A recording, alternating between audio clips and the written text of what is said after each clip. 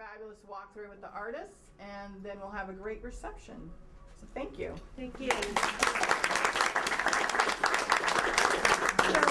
I also want to thank you all for coming today. This show has been a long time in the making. Metamorphosis, Clothing and Identity was an idea that came to our exhibition committee well over a year ago. What we're trying to do at the museum is to create exhibitions that really show the bounty of the San Francisco and Northern California Bay Area fiber art movement. And we've had an exhibit in the past that was called Invisible Lineage. We looked at 4 of the founding fiber artists, Catherine Westphal, Lydia Van Gelder, Mary Walker Phillips, and Mary Buskirk. Weavers, dyers, surface designers, crocheters, knitters. So it was really exciting, and then we linked them with contemporary artists who were working in this tradition. And that was the beginning of founding fibers, but now we wanted to showcase the art to wear movement, which is also a really important aspect of the fiber movement in the Bay Area. And I'm so lucky, we're also lucky to have all of these artists here today. There are many of them, and I've told them all that they have about 4 minutes to tell their own personal metamorphosis and transformation as artists and why they chose this particular art to wear, this field, why the body clothing is so important to them.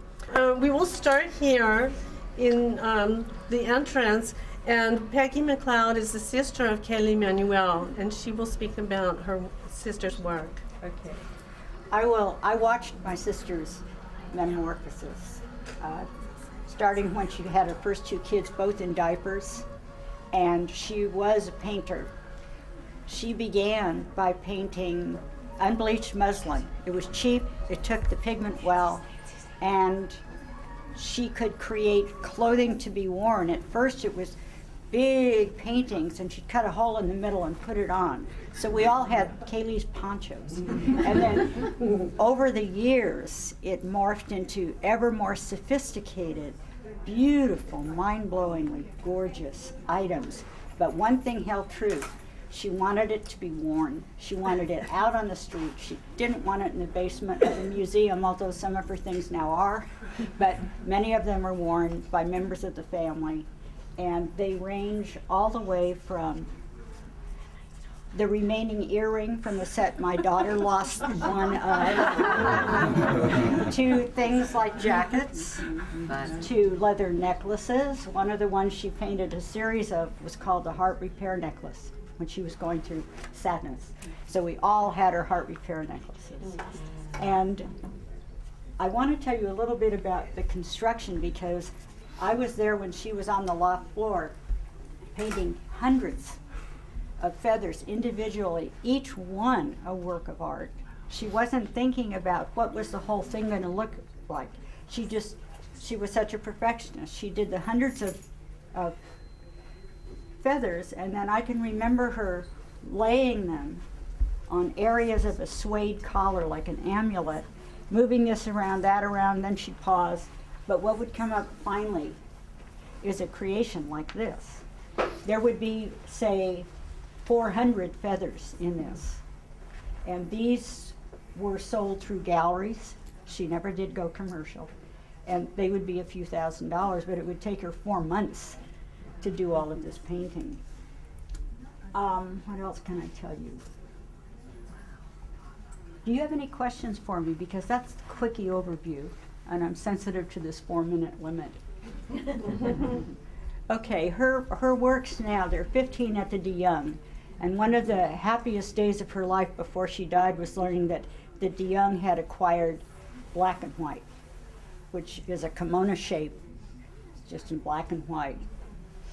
It's drop dead gorgeous. And if you saw the model walking that, the whole thing, it is moving art. It's exactly what she was about. Thank you very much. Thank you. I'm her daughter. There is a tribute page on Facebook that you can like, and we're trying to add to it, and not as much as we probably should, but you can like it on Facebook, and you don't even have to be a Facebooker, so you can look at it. So anyway. You can see a variety of her. Yeah, you can see a variety. It's beautifully photographed. And we have QR codes too to link to. I hope. I don't to know, I don't Facebook. know. I think it does. I think it links to something. So thank you. We'll move into the next room. We'll see if there are questions they can talk to you. I'll be here. Yeah. Let's talk about the Levi's things first and then go to your piece and your work. Okay.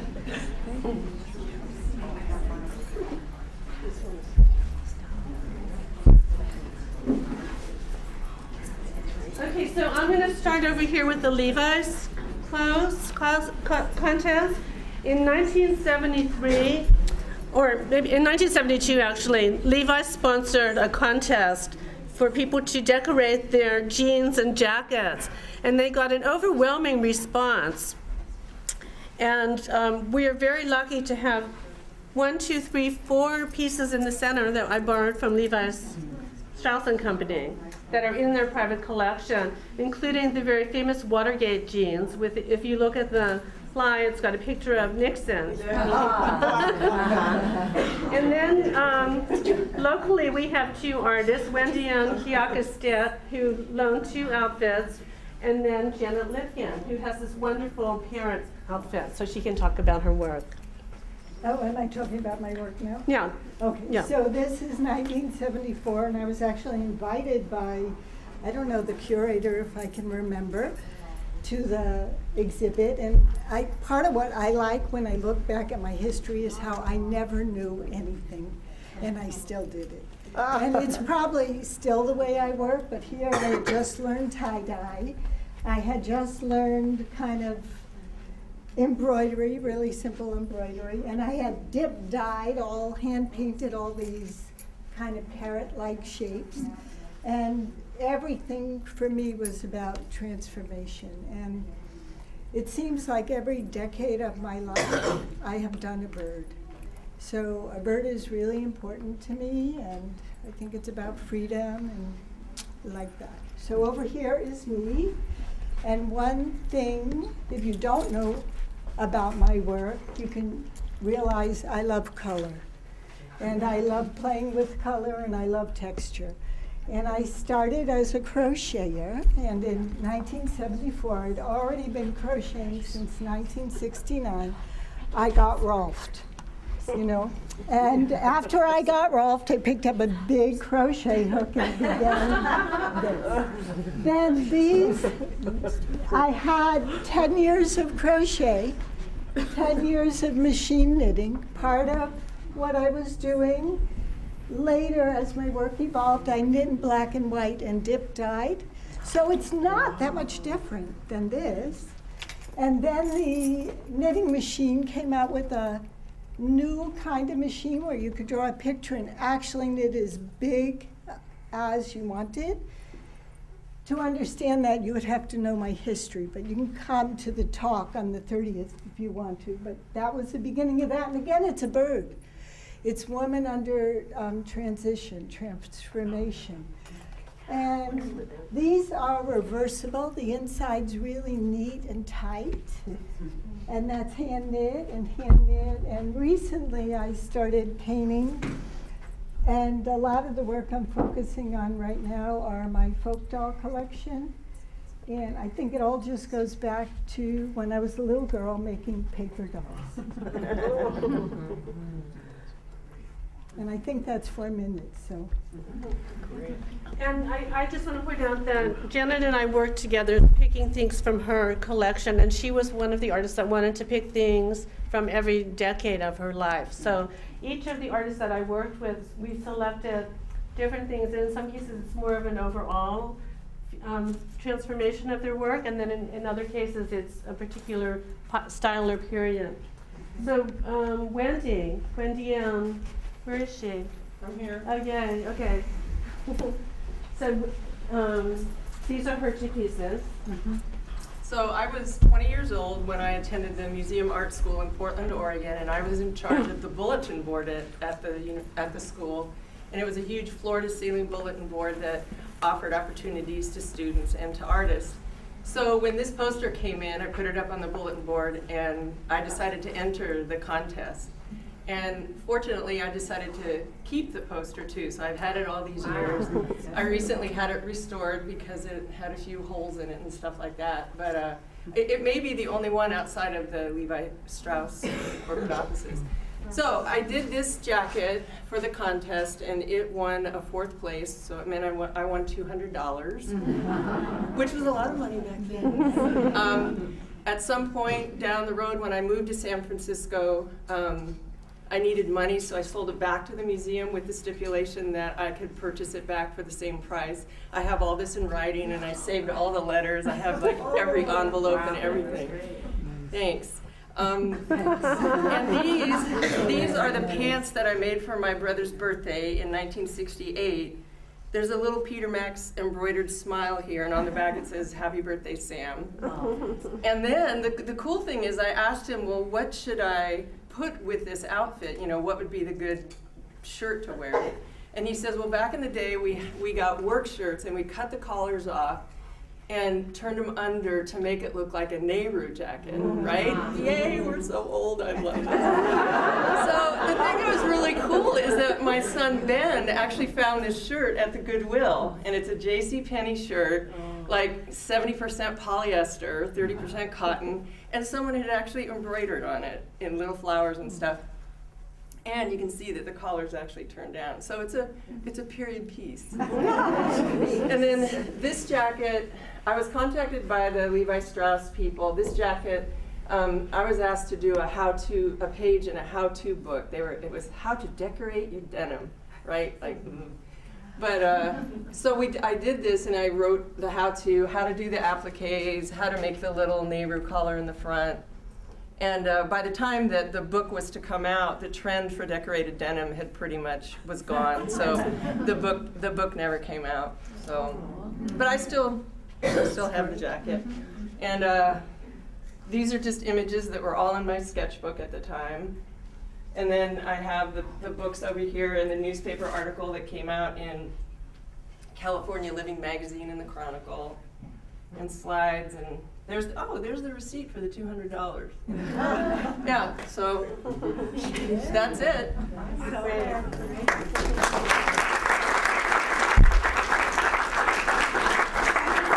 Point out on the back wall is Jean Casacedo, a contemporary of Janet Lipkin. And Jean, Right here. do you want to speak about your work? Sure. These are like seeing, like really going home or seeing my children.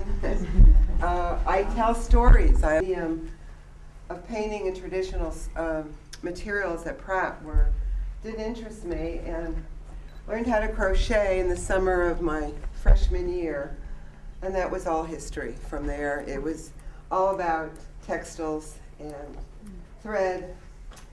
So, you know, there isn't a crochet piece here, but this spans almost 4 decades. And I think about what that means for me. And it really means the cycles of my change. Just like all artists change, and I think I really look at my work in sort of a removed part of me now, because it's amazing that this story is still so alive. But then I forget all those hours at the sewing machine, or all those hours in the dye pot. I went to Bali with my husband, and I said, you know, it's so hot here, I'm never going to want to work with wool again. I've worked with wool since 1970. He said, you'll watch, you will. Came home, and I had to do a narrative on my experience in Bali, and they don't really like dogs there. I'm a dog lover. So this is called The Tale of Twins, and the reason it's twins is that I thought I'd make 2 of a kind for once in my life instead of always 1 of a kind. If I could make 1 coat, why can't I make 2 coats?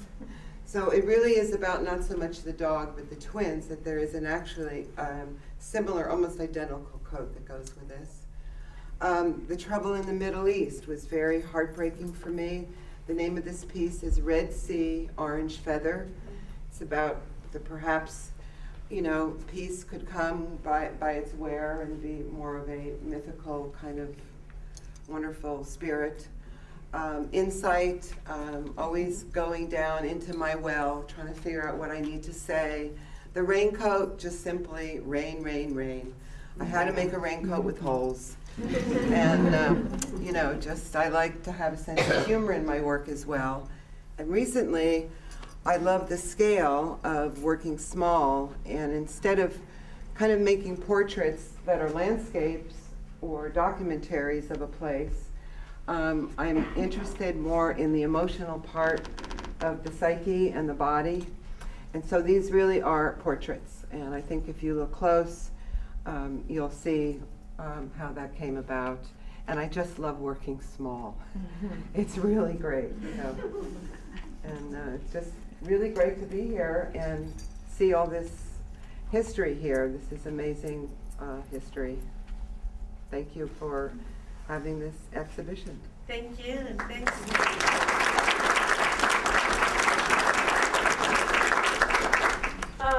On the back wall, we have some knitted sweaters by Kay Fawcett, who isn't here. He's in New Zealand, but he's one of these artists that actually started in the Bay Area, in Carmel, and started as a knitter and became really well known for his knitting, but since has gone on to creating wonderful quilts and textiles and mosaics and ceramics. So he's sort of gone off into all kinds of other realms.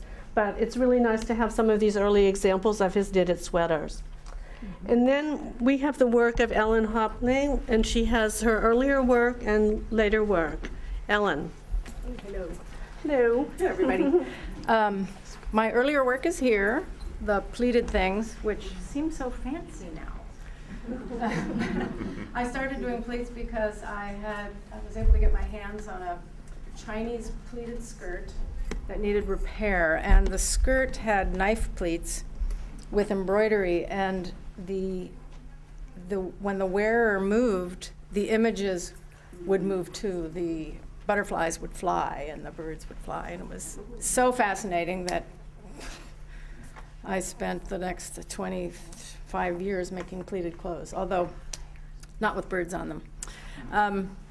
When I would wear these things, my children would just yank them off because there's just elastic waists, and so I had to start making other clothes.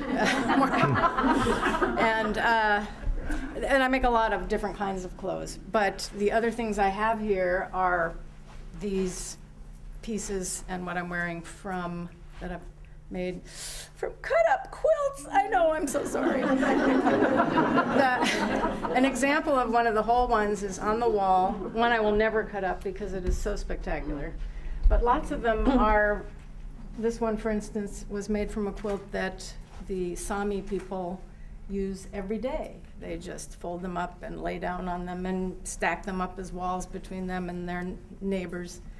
But ones like this, and the one I'm wearing, with just solid, and the one on the wall, are supposedly dowry quilts, and probably passed on and used as commerce, I guess. But anyway, they're wonderful to work with, and I've made sure that more are being made so that I don't cut them all up.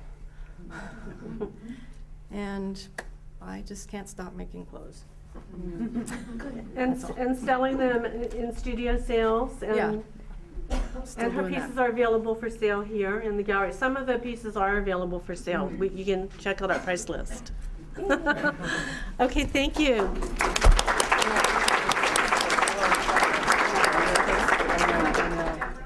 We'll go into the next gallery.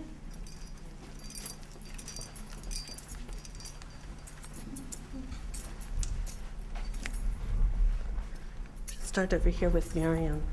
So good.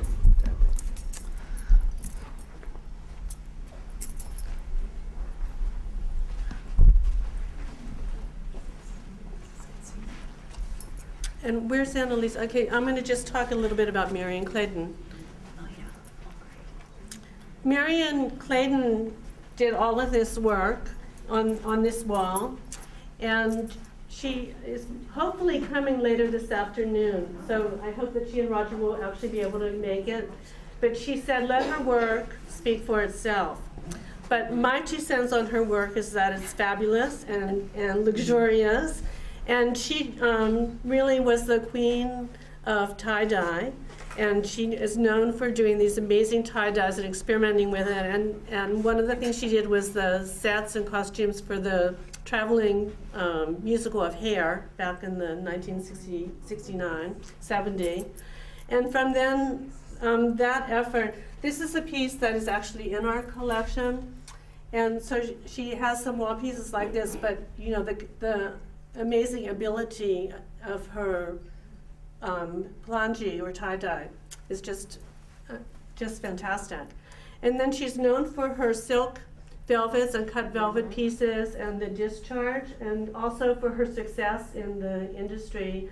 She not only did she sell her clothing at Obiko's, which is where I first saw her work, but she sold at little boutiques within department stores and was really successful with that business. So I hope that she'll be around today so we can just honor her for being here as well. Actually, we had a retrospective of her work at this museum about 6 years ago, which was fantastic. This time I didn't get to pick from all of those things because a lot of her clothes are going off to a show in England. So anyway, but I'm really happy with the selection I did get. And then I want to have Annalisa Hedstrom, another icon in the art to wear movement. I first met Annalisa at San Francisco State when she came to teach a workshop in her pole wrapping shibori. And it was, you know, it turned everyone on to this wonderful technique. Well, mention shibori. I think my work is as much about shibori, compression resist dyeing, as it is about clothing. When I first started out, I was attracted to dyeing because I have a very painterly way of working. I really didn't intend to do clothing. Although I love clothing and still do, I was doing work for the wall. But reality, when you're in your 20s, is very persuasive. And suddenly there was interest in this artware. And I showed my work to Sandra Sakata of Obiko, and I continued because it seemed every week there was a telephone call about a publication, an exhibition, a new boutique across the country, and so on. So I rode that wave. If anything, and I have to say it was a little hard when people come to put together a show because we sold everything.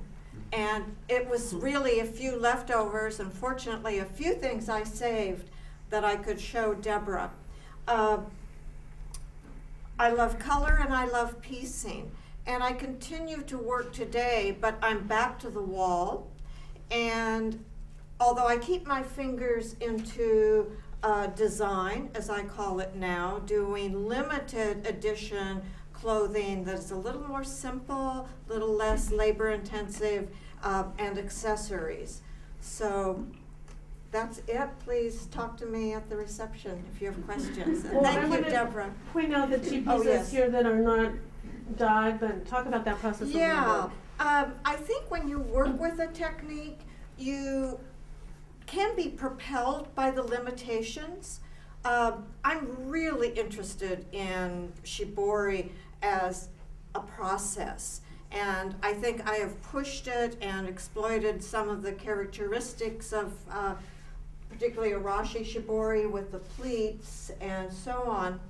But in the early 90s, I got really frustrated about the limits of the scale of patterning. And it was that time that digital technology was suddenly booming, and I worked 2 places with large-scale industrial digital printers. The first is on polyester. This layered coat was done at a facility in Montreal where I was teaching, and it is called dye sublimation transfer printing on polyester. The pattern is developed from a scan of a little tiny swatch of my hand-dyed fabric. These stripes on the original fabric were about 1/2 inch apart.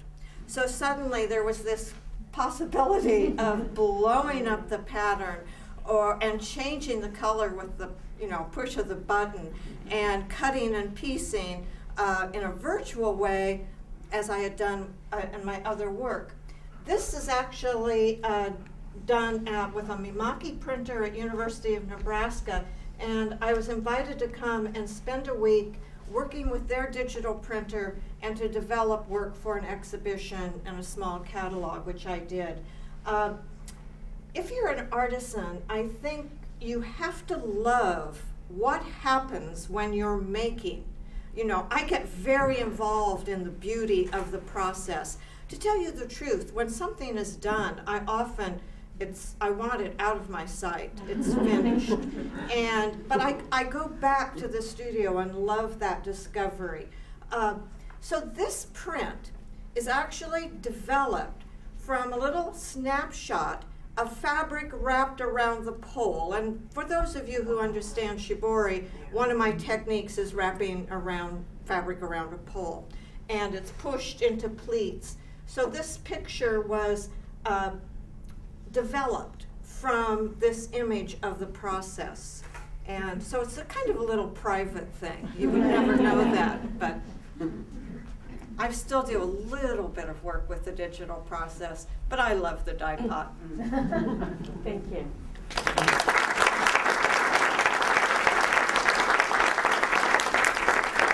I want to just point out the two pieces in the corner by Ina Kozel. She was a fiber artist in the Bay Area now, but has moved since to Woodstock, New York. And she was very involved with painting silk. So this is painted silk, it's not batik. And her pieces are really theatrical, and she worked a lot with dancers and theatrical experiences. And one of the pieces I wanted to get was this really wonderful cape, but it was the whole inside of the cape was what was painted, and there was really no way to display this heavy velvet piece. And she's still working, but not doing art to wear. She's working with theaters, and I think she has a project in Nepal. So her friend is here. She could talk to you about that later. We have two artists here that are Carolee Shanks. Maybe you can go next.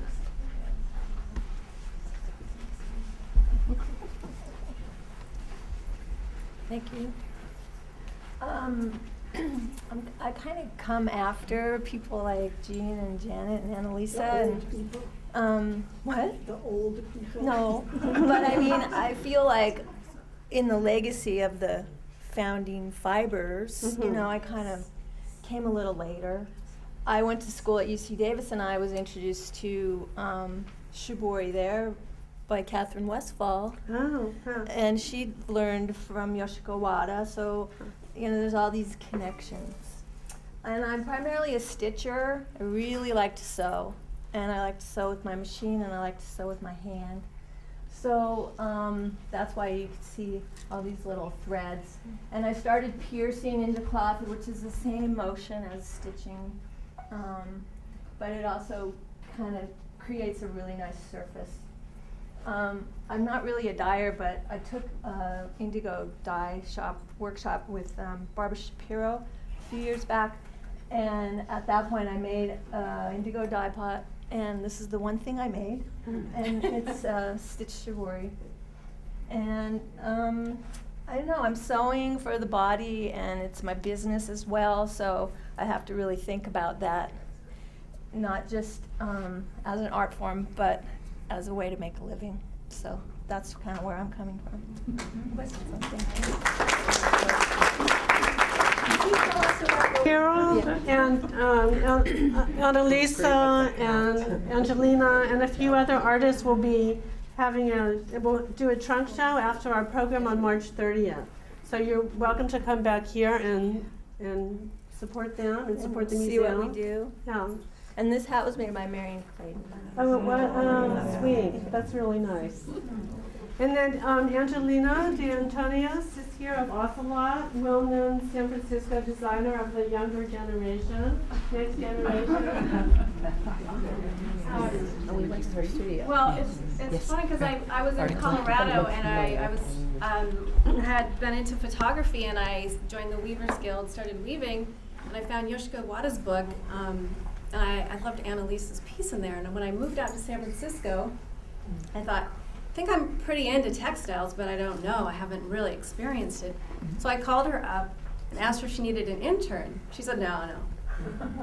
So I got into making costume as an experience of transforming the body through performance, but through the experience of wearing a costume and building a piece around the costume. So I kind of had that precursor to my clothing work. I did a show and put on a whole production where I got performers to create pieces around costumes. In fact, I made one dress that was shibori dyed, and I went to have my friend try it on. I said, try this on and move around. And she said, well, how do I get into it? And I went, well, that's a slight problem. I guess I forgot about that. So I kind of like have a way of working that's very, it's very like, I guess you could say sort of in the experience, in the moment of building something. And that's what I love is the process of making and especially of dyeing. So I'm drawn to clothing through color and especially the use of natural dyes. I don't use all natural dyes. I try to use about half. But making color from plants is an incredible experience because all the colors really go together so beautifully. And I love a lot of really saturated color. So yeah, in some pieces I've used scrapped small pieces and pieced them together. But mostly I dye the garment as I envision it on the body. Either a garment dye where I first stitch the garment and then dye it.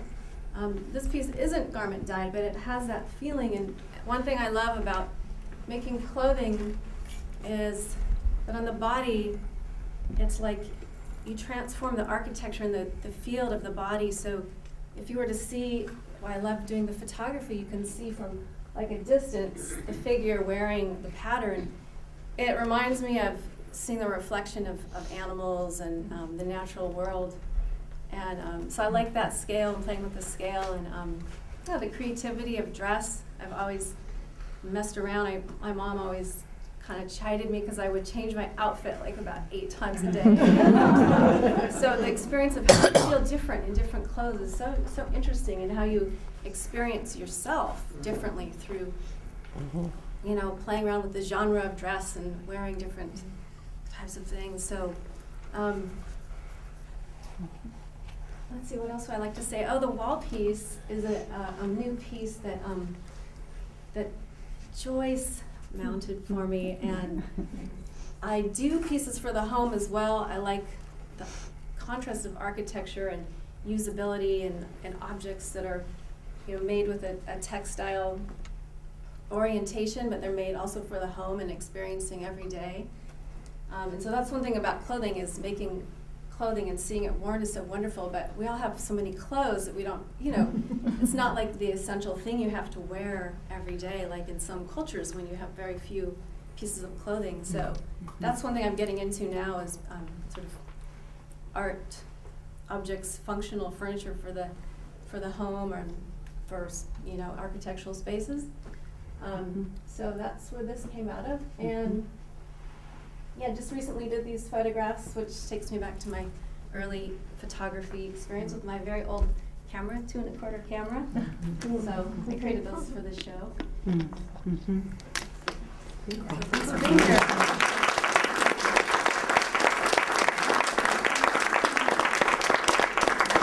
Moving to the next gallery, and the idea of the show was the Metamorphosis. So now we're metamorphosizing into art that's about clothing, but certainly unwearable. And I chose 3 artists that I think will speak to this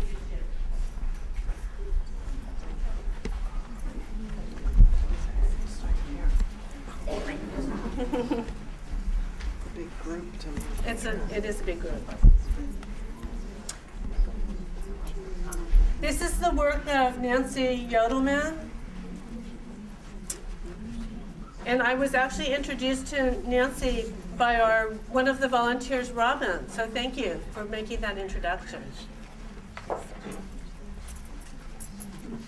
Okay, well, as Deborah said, my art is not wearable, but it's definitely about clothing, about fabric. I grew up sewing all my clothes. My mother was an excellent seamstress and all of that. But when I went to art school, so it was 1972 at Cal Arts in Valencia, and I was in a program called the Feminist Art Program.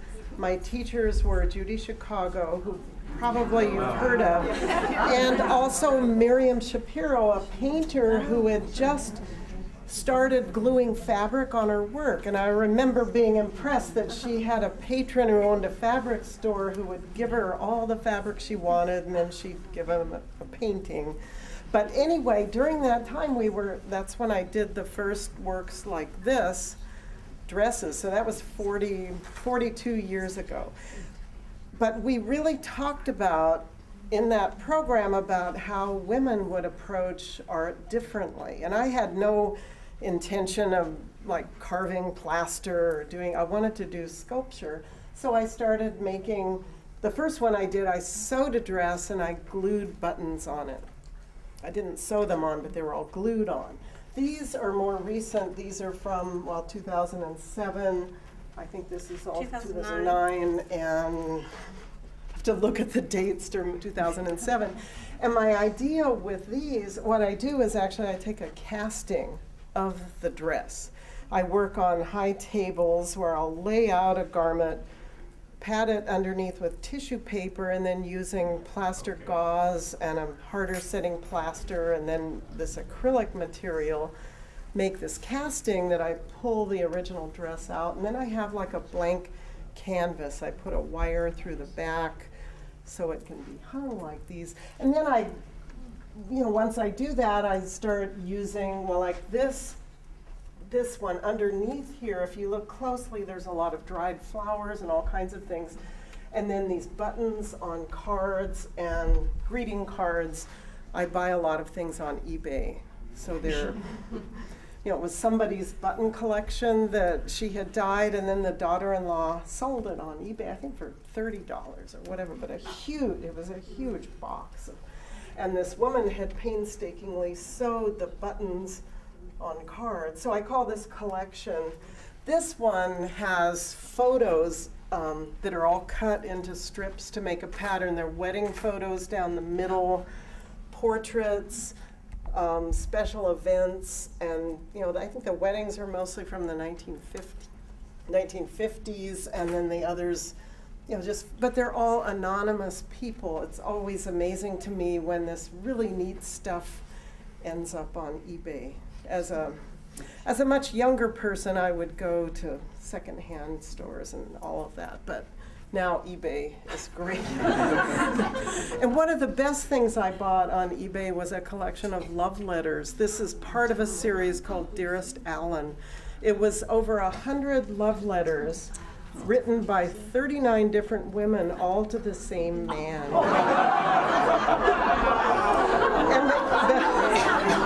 But the really interesting thing was it went all the way from Toronto down to Miami, Florida, where they lived, and reading through them, it was just eye-opening. And these are the letters. These are the letters of Betty Potter.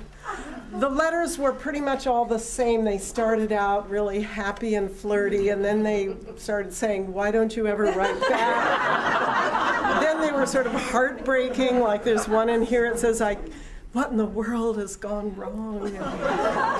And some of them were actually angry. Anyway, but it was before email. Yes.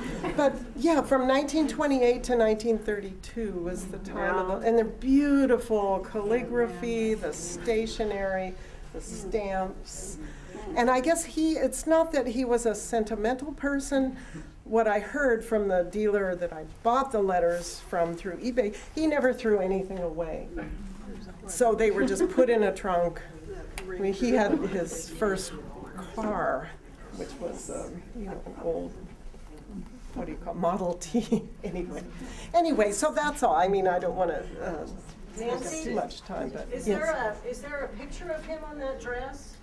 Oh, you know, there's photograph. This is before I actually got pictures of him. So these were what I imagined him to look like, and he's not. I later bought negatives because because he was a real person. He lived to be 97. He was a prominent member of Greensboro, North Carolina. Did he ever marry?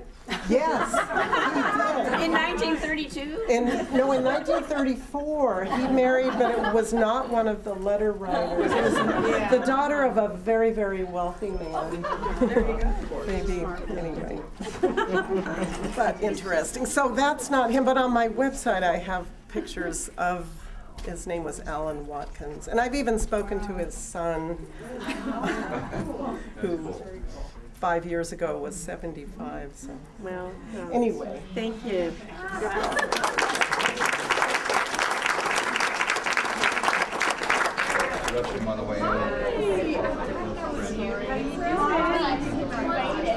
I'm Laura Raboff, and I created this knitted copper dress installation over the last 3 years. And part of the inspiration came from many years ago, seeing Christian Boltanski's rooms that were a lot about evoking memory and some very clearly sad and painful. And also seeing a picture in a book of Chinese artifacts of an ancient burial garment from about 1,000 years ago that a woman actually inhabited. It's empty now, but the mesh wire really made an impression on me of sort of the invisibility, but of a real human life that did live. Would you like to make the move? Or? Yes, sure. Go ahead. And my intention is that as they move, they're going to interact with each other, and the shadows will interact, which are like drawn pencil lines, and they'll change their relationship to each other as they move. Yes, the shadows are particularly beautiful. Thank you.